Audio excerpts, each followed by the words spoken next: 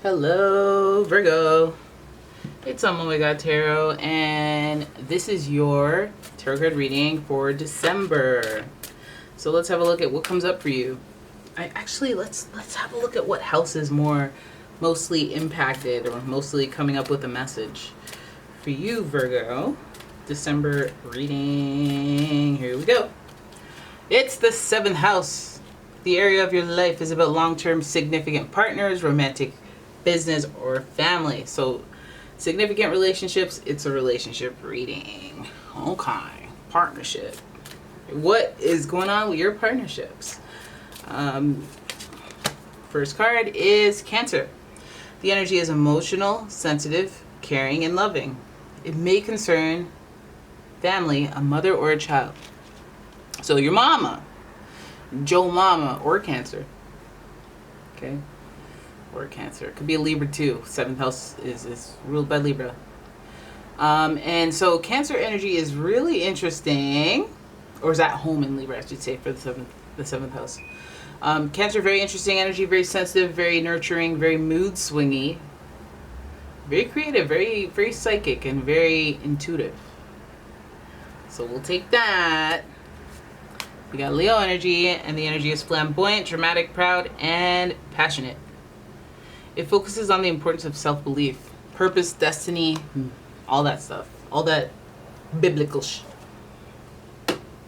Okay, so you could be dealing with the Leo as well. Leo is also bringing out the wolf in you, the connection to yourself, the having a strong sense of self, confidence, high energy, vibrance. Yes, a little dramatic, sure. But both energies are like, hey, treat yourself well.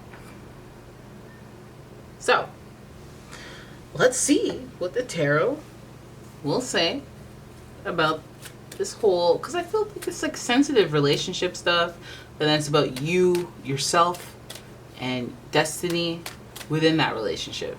Because I think of Cancer, and I think we all always think of the crying, which I try to shy away from mentioning, but it comes with like a little, like very emotional, like sadness and feeling things deeply and reacting hard to things. So it's a lot. It's a lot of wetness, like raining. And then Leo is about sunshine. So there's like a difference in vibe, even though they're right next to each other on that zodiac wheel. Anyways, I've been shuffling. And we're going to see Virgo. 4 of Cups, indifference. Pay attention to the things that you feel emotionally dissatisfied with, that you should be excited about, that you should feel happy, fulfilled, joyful, wanting to just keep moving into. Pay attention to what you're dragging your feet with, because emotionally it's giving unfulfilled. Some of you Virgos are dealing with this indifference. What's the point? Why bother? Ugh, what am I doing this for? You know, and typically there's something you're doing it for, but sometimes you don't have access to those thoughts when you're in a place of like not nonchalantness, but numbness, kind of indifference. Then we have the 2 of Pentacles. This is about juggling. Juggling your responsibilities even. So maybe some of you guys are just bored of the routine of it all. Having to balance this. Don't spend on that. Having to keep up with the rat race. Maybe you guys are overwhelmed or just doing your best to be agile and juggle that stuff. But there is a little air of indifference. Feeling emotionally unfulfilled to start. That's where we start. Then we have, look at that, the 3 of Pentacles, action. Having to be dynamic and talk to this person and call that person and move around with this and it's like having responsibilities, but having to like needing cooperation with other people. And so I think maybe that's a little bit of the rat race that you're overwhelmed with or not feeling too much as far as partnership. Maybe your partnerships in this 3 of Pentacles, like your group collaborations, your relationships with people, are a subject and juggling and balancing them, and then it's just getting old to you. 3 of Pentacles, action. What are you working on though? That's not what I know. But let's keep going. Then we have the 2 of Cups, and this 2 of Cups is in reverse. So, okay, fine. We'll go there. It's giving business partnerships and collaboration within a group, like multiple people, like, you know, a friend of a friend, a mutual network maybe, and you're working with them, and I feel like some of you are over some people within that group, and that you're trying to juggle, maybe avoid this person and go out with that person, but not this person, or take over their work, and just, it's just about, or balancing beefs between two people, and you're a mediator, or you're in between it. But it feels like there's a little bit of a disconnect when it comes to partnership, and whether that's business or just kind of relationships as like a friend group, or, you know, your partner's beefing with their brother, but you still talk to their brother, so you can message on behalf of them. Like, there's a little bit of chaoticness to the connections and the stability and routine of your life and your relationships. So your partnerships are a little chaotic, and I'm gonna go ahead and bring Leo into this, because Leo is a flamboyant energy, very dramatic, proud, and passionate. So that could, you know, you could butt heads on that, because some people don't like flamboyance. They don't like people who do too much. And then also Leo is like, hey, take me or leave me, you know? So very prideful, very confident. And so this might just kind of, it's just the differences of personalities that might just like ruffle feathers, and you're just trying to balance and deal with that. But on the other side of it, you're like, I'm so over this as a whole, though. You're like, so like, ugh. And like, you care, but it's like you don't care. You know, I care too much. That's why I don't want to deal with stuff like this. And there's definitely egos going on when it comes to that Leo energy, and mood swings, Cancer. There's emotional upwardness and downwardness quite often in partnerships. I guess business partnerships could also be relationships, and the stability of those relationships that go up and down until you're emotionally numb and feel a little bit of indifference and a desire to disconnect. Even if that's just taking a break, take a step back, or completely disconnecting emotionally. That would make sense if we're coming off of, you know, the Four of Cups, indifference, and then breaking up the partnership after having to juggle, after having to kind of maneuver and, you know, cycle through relationships.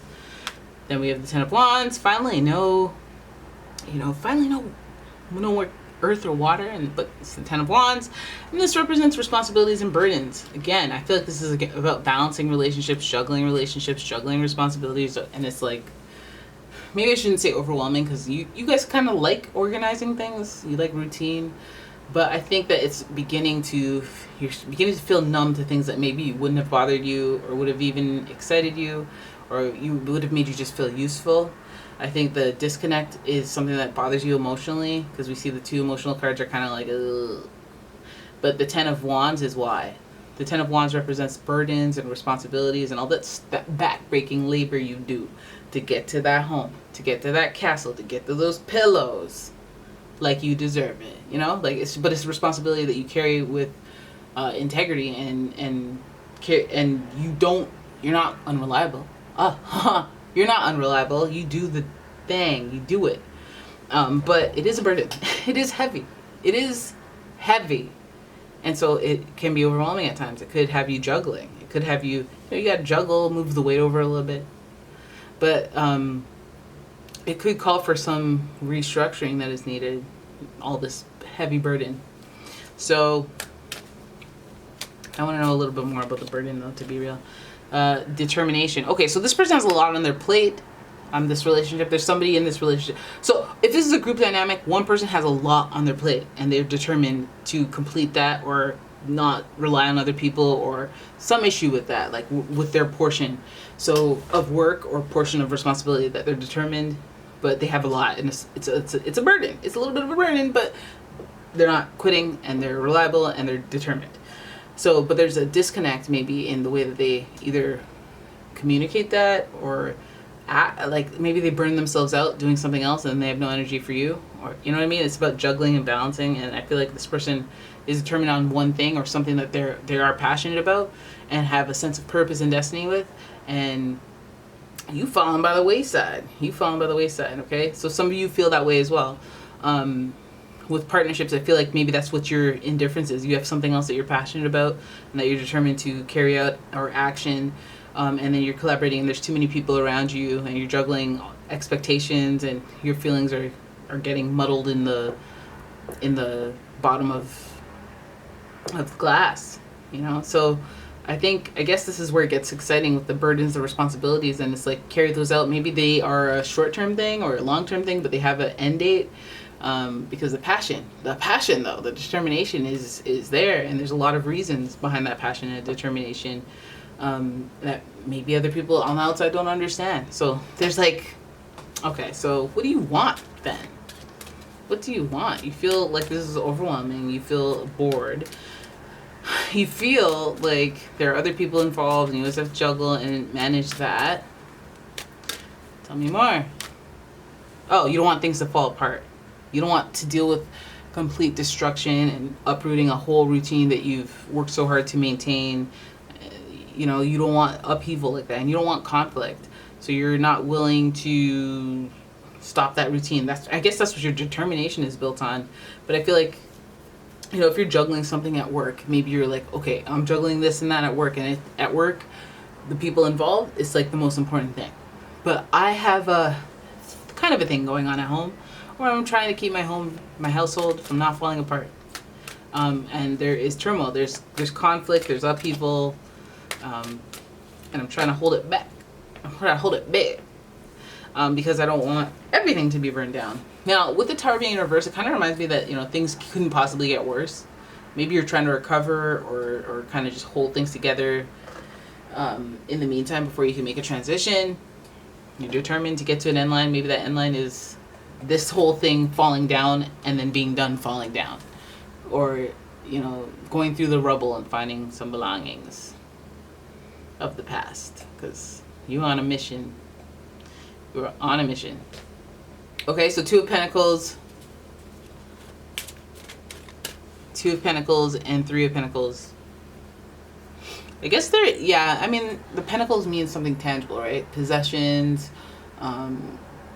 health, money. That tower's falling down. So maybe, yeah, there could be, for you, Virgo, like a disruption to your routine, disruption to your home life. Maybe you're moving out. Maybe things are falling apart, and you gotta juggle, balance, do something about that drastically.